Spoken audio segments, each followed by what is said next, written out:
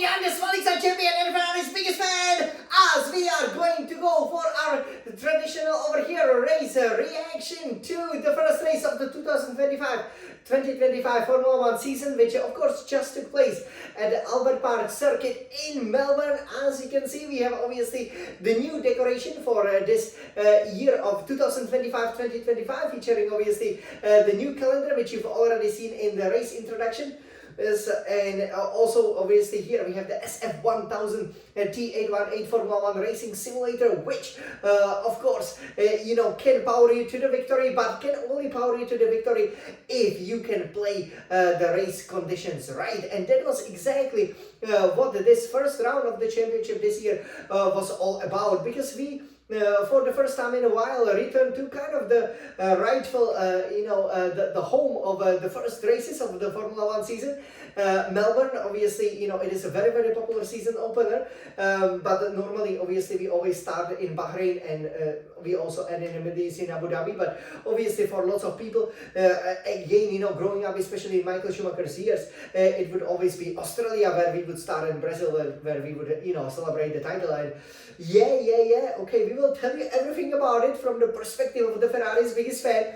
Obviously, this will be kind of akin to last season's Canadian Grand Prix in terms of the reaction, because obviously we cannot be super excited about it, and sadly we won't play that beautiful super rhythmic Italian national anthem, because we haven't won. We haven't picked up this wonderful trophy. Obviously, the trophy is now presented by Louis Vuitton, because again, the victory travels with Louis Vuitton, as they say. So they open up this big giant, luxury box, and from that comes that traditional Jack Brabham's, the Australia's three-time world champion in 1959, 1960, and 1966. His the kind of the traditional, the old style racing wheel, which is nicely golden plated, and it's on that silver background, and that goes to the winner, which of course you do know is not a Ferrari driver. Is definitely not Lewis Hamilton, who just joined and who really found this race very, very challenging.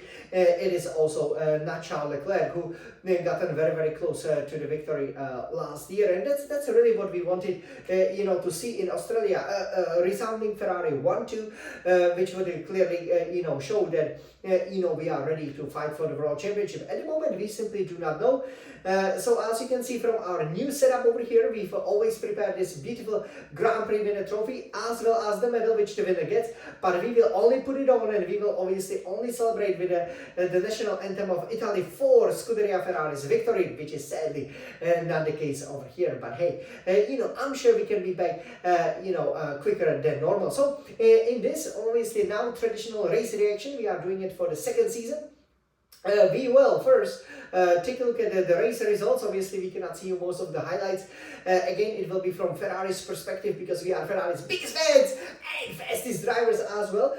So we will then tell you exactly, where I think we could have won the race. We did have pretty good opportunity, but it wasn't really in the hands of the two talented drivers that we have. We will then take a look at, how the race standings looks like for the Drivers' Championship and also for the Constructors' Championship. And again, you can then check out the race introduction to the next race, then to see how well I think we can do. So where to start? Well, first of all, I think this event should be given 10 out of 10. It was you could have seen pretty much all four seasons in a weekend. It was a beautiful sunny day, obviously on Fridays, when we show some real pace, but then it's gotten pretty cold, almost like a winter, and mostly it was the autumn knee, right? Because obviously we are going down under in the southern hemisphere, so they are having autumn, not a spring at that time. So kind of like that spring autumn weather, always changeable conditions, right? So sometimes the sun will come out, sometimes it will be raining. It was really kind of like April Fool's Day, to be honest, and it did fool us, especially our strategists, and I have to say it did fool me a little bit as well. So what to tell you? Well, we did I thought a pretty good job in practice 1, practice 2, practice 3. Managed to obviously top 1 practice session. In qualifying, I thought we did pretty well as well, up until pretty much the last runs. Obviously, Lewis Hamilton, we've gotten into Q1, even though again we had to run also at the end for the Q2. Hamilton did make a spin, but we were comfortably through, and it was interesting because, you know, the first round in the Q3, you had a 0.1 seconds separating, obviously, Verstappen, Russell, and Leclerc. So you didn't know exactly, you know, what was the pecking order. McLaren's were only 4th and 10, and then bang, you know, they went half a second quicker than that first lap in the Q3 and got an easy 1-2. So, but again, if you look at last season, you know, these three circuits is where McLaren has really flourished. So it's not a big concern, but obviously it's not nice when you have Leclerc qualifying 7th, 0.6 seconds off the pace, Hamilton 0.8 seconds off the pace. So Lewis is obviously losing a couple of tenths here and there, but actually it's only 2 corners. It was basically the turn 4, I believe, and also especially, you know, the first turn and kind of like the turn 12, where, you know, I've shown it to you, for example, during the hot lap, where you have to play a lot with the throttle, but where the car has to feel plenty, where we lost almost half a second. So I believe, excuse me, if it's only 2 corners, you know, anything can change. So I wouldn't be surprised if the pecking order is different in China. But then the race, obviously it started raining, so we thought we had a wet weather setup. But I think we just wanted to make sure that the car, you know, is not so snappy, as Hamilton still described it during the race, that it doesn't oversteer, and that, you know, we do not have a race similar to the Canada where we were just spinning around a lot. So I think that explains maybe why the setup also didn't really translate into much better pace during the race. And, you know, once the race started, I have to say, you know, it was quite exciting, you know, to see McLaren's and Verstappen fighting for a victory. I also thought Leclerc did very well to move from 7th to the 5th place. And then I thought he would pressure Russell, but basically, you know, the conditions when I felt we were the best, which was basically when it was, you know, raining not too heavily, you know, but where basically, you know, there was not the dry line appearing and you wouldn't have to run on the intermediates. We didn't have them for a long time because, first of all, you know, the rookies, I mean, they've really shown, you know, when you promote the young drivers, it often happens that they do make mistakes, right? And Isaac Hadjar baited on a formation lap. You know, you obviously, you know, then had also, you know, Jack Doohan, you know, again having a crash right after, you know, we finally, you know, got them going, right? So, you know, then you have to do 7 laps behind the safety car. You know, obviously Sainz also spun. I think that's also one of the reasons why Ferrari knows. You know, we do know that he's not that strong in a wet, but, you know, made a great strategy call. Yeah, maybe could have been a strategist instead of an F1 driver. And, you know, so overall, basically, once we got going under the safety car, then obviously the track would dry up and that would not be the best conditions for us. For Lewis Hamilton, you know, he was 8th, stuck behind Tsunoda and stuck behind Albon.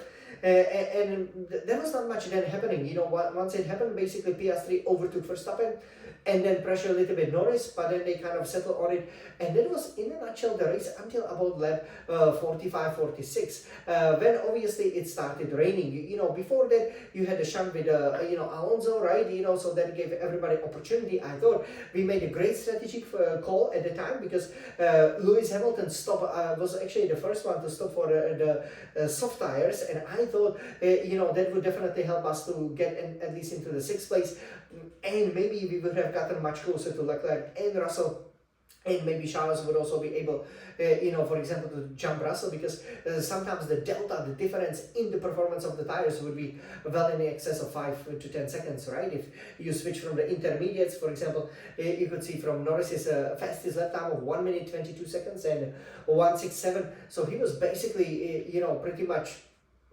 you know, almost, if we can say, yes, 7 seconds of you know, his qualifying lap time. So you know, as you can see, it was very, very important to make the right call. But then, because when Alonso crashed, obviously everybody, you know, then stopped. So you know, the pecking order kind of stayed the same until it really started raining, right? At that point though, the safety car was really important for us, because basically at that point, you know, the McLarens, they built up a great lead. You know, that's a little bit concerning. They had about 15 seconds on Verstappen, and then guess what? You know, the safety car would bunch the field up together, and you know, they would only have about 5 to 6 seconds, right, of the lead when it started raining. And when they both the McLarens went off, Piastri obviously got stuck in the grass, you know, breaking lots of Australian hearts, right? Verstappen stayed out, Norris pitted. The lap before, I believe, was in hindsight, obviously, the ideal time to pit, and that would be for the intermediates, because basically you would then come out, yes, the track would still be dry, but then you would have gotten to the final sector, so you would lose about 5 to 10 seconds immediately, but then you would get to the final sector where you would recover all the lost time because it was simply too slippery, right? That wasn't just light rain, that was actually quite a strong rain that came out, and it caught everybody, including Charles Leclerc, for example, who spun, and yeah, it just overall, we were not on it, so we stayed out just like the Red Bulls did, but then we stayed out, we kept on staying out, and I mean, at that point, once you commit, you commit. So I was definitely thinking, okay, let's go for it, right? And we were 1-2. Oh, yay! Can you believe? Yes, we were 1-2. At the time, it was like, wow, Hamilton's gonna win, on the debut for Ferrari, because the forecast was that the rain would then stop and the track would dry out, but he only had 10 laps to go, right? So what happened then was, then we simply stayed out there. Then you immediately had a safety car because Lawson bid it, Bortoletto bid it. I mean, lots of the rookies, 4 out of 6 of them ended up, in a wall with Sainz and Alonso, who obviously are now, especially with Alonso, the most experienced driver in history. So that shows you just how difficult the conditions were. And yeah, at the time looked good, but obviously, it rained at the other parts of the circuit as well, so not only in the sector 3, and that was it for us, because we then from Norris still just cut us before that safety car was done, because he obviously switched to the intermediates and he was able to recover the positions very, very quickly, because once it started raining, it was really slippery, and from then on, yeah, we were second and third, and we were like, okay, if this dries out, we have a great chance, for a victory, but basically within 3 to 5 minutes, we then stopped for the intermediates under the safety car, dropped to 9 and 10, and only finished 8 and 10 because obviously Leclerc was only able to dispatch Gasly. Great teamwork there with Hamilton. Once obviously Gasly made a slight mistake into the turn 1, and then Piastri, who was then in the back of the field, obviously under the safety car, he would come back, and he would have gotten Hamilton with a very daring move into that the super high speed chicane of the left and right, which obviously, Lewis did a great job, I think, keeping it on the track, but, wasn't able to overtake. So we will see. It could be track specific. I have to say, Leclerc did pretty well, but again, that spin, and overall being a bit too aggressive with Lewis also, I think, doesn't help. With Hamilton, his first race for Ferrari, just 1 point. That's certainly disappointing. It's a bit of a disaster, the result, but if you look back, I do believe if we simply, instead of being the last to pit, if we were the first to pit, we would have been 1-2, and obviously, then we had only 6 racing laps. I think we would have been able to hold off Norris, and it would probably be Hamilton, Leclerc, in that order, or opposite. But you probably want Hamilton, Leclerc, so the Leclerc was definitely showing a bit more of a fighting skills, and as a result, that would propel, give Hamilton a breathing chance, and we could have still maybe scored a memorable 1-2, but to be honest, it would have been a lucky 1-2, and we cannot base our season on luck. So, I'm not that disappointed, but we have to work on the setup of the car, to make sure that we get it up to the speed. We cannot be half a second slower in qualifying. And again, if there are conditions, these races in Australia, in China, in Japan, it can always be raining. The championship can be up and down, and we shouldn't be losing so many points. So, how does it look like? So, let me show it to you on this Red Scuderia Red Retina iMac. Obviously, it's much more subdued than last year, because obviously we haven't really won, right? So, you can see Norris winning for McLaren Mercedes over here. Great result for him. Verstappen gave him a run for his money, but again, Norris had him covered, even though Verstappen got within 0.3 seconds, but no late lunch, because you could see how difficult it was still to overtake around the Albert Park, because when it's raining, right, you have the racing line that kind of dries up, but then it's still quite wet, and if you go on the wet part of the track, even with the intermediates, you lose a lot of grip. So even the 4-time champion wasn't able to do much. George Russell finishing third, actually. Andrea Kimi Antonelli finished fourth because they gave him a 5-second penalty, but it was reinstated, so he then finished ahead of Albon, and then we had Lance Stroll and Nico Hülkenberg, who simply made the right strategy call. They stopped earlier than the others, and you can see what a difference it made. And then we have Leclerc, Piastri, and Hamilton with Norris setting the fastest that time. So let's take a look. What does it mean for the Drivers' Championship? So here we have the F1 drivers for the 2025-2025. So Lando Norris leading with 25 points. Then we have the second is Max Verstappen with 18 points. There is no extra point for the fastest lap, in case you might be wondering. George Russell, 15 points, third place. And then we have the Andrea Kimi Antonelli, 12 points. Again, you know, one of the drivers, just like Alexander Albon with 10 points in the fifth place, who made the right, basically all these four drivers, you know, they made the right calls to stop early, and that helped to propel them to these positions. So Lance Stroll, 6th in the championship, that's quite high for him, 8 points. 7, Nico Hülkenberg, 6 points. Kick Sauber scoring more points than throughout the whole of 2024. Can you believe? And then rounding up the top 10, we have Charles Leclerc, 4 points. I'm sure he will have many more. 9, Oscar Piastri, 2 points. Sadly, I'm also sure he will have many more. Again, it must be an Australian curse that the Australian driver never seems to finish on a podium. Here it was like almost a safe bet with Piastri. And 10, Lewis Hamilton, the new Ferrari driver with 1 point. And yeah, obviously the other drivers obviously not having the points here. So we will talk about them in the race introduction. So this is how it looks like in terms of the drivers. Excuse me, I'm suffering from a cough, and here the Constructors' Championship. So McLaren is leading with 27 points, but only basically the courtesy of having won the race, because Mercedes is second with 27 points. So they are equal on points. So welcome news for Mercedes. Then Red Bull Racing third with 18 points, only Verstappen the only scorer. Williams fourth with 10 points.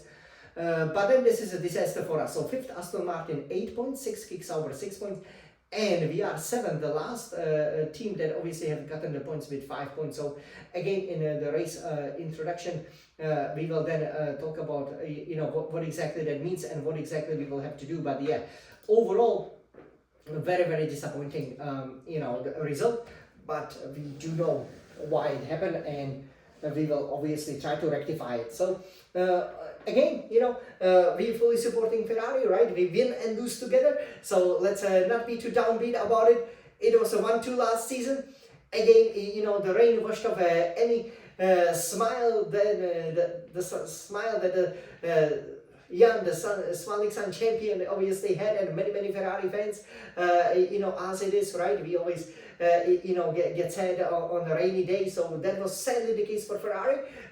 Maybe if Michael Schumacher or me, maybe if we were driving, we could have won the race. But hey, we will learn our mistakes, and we will be back stronger in just a week's time for this round 2 of the 2025-2025 Formula One World Championship, which will take place at the Shanghai International Circuit, obviously out there with China. So stay tuned for that.